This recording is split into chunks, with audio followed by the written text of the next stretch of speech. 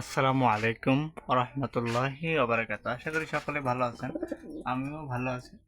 দর্শক বন্ধুরা,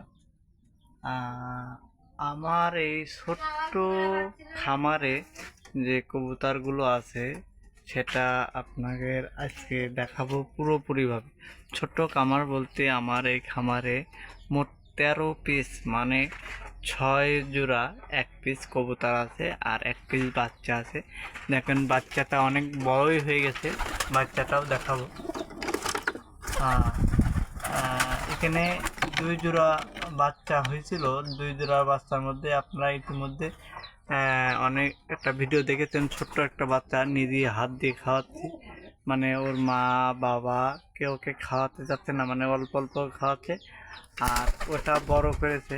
আর এই যে যে কবুতরের বাচ্চাটা দেখালাম এই একটা, আর এই যে ভয়তে পালিয়ে রয়েছে এই একটা কবুতর।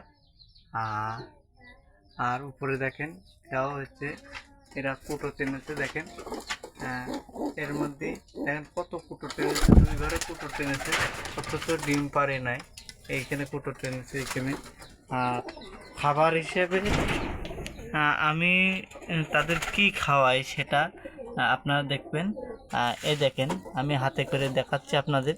খাওয়া হিসেবে আমি গম খাওয়াই, আর এখানে ভুট্টা আছে, আর মাঝে সাঝে যদি পারি একটা দিই, আর ভাতও দিই। দেখেন কিছুটা ভাত আর পানি আমি প্রতিদিনই পাঠাই। পানিটা আপনারা দেখতেই পাচ্ছেন একদম স্বচ্ছ। এই অল্প খানিক একটু আগে পাল্টিয়েছি, তবুও তারা ভিতরে পায়খানা করেছে। আর কবুতরের ডাক তো শুনতেই পাচ্ছেন। আমি কথা বলবো না, কবুতরের ডাক শুনেন। আর কবুতর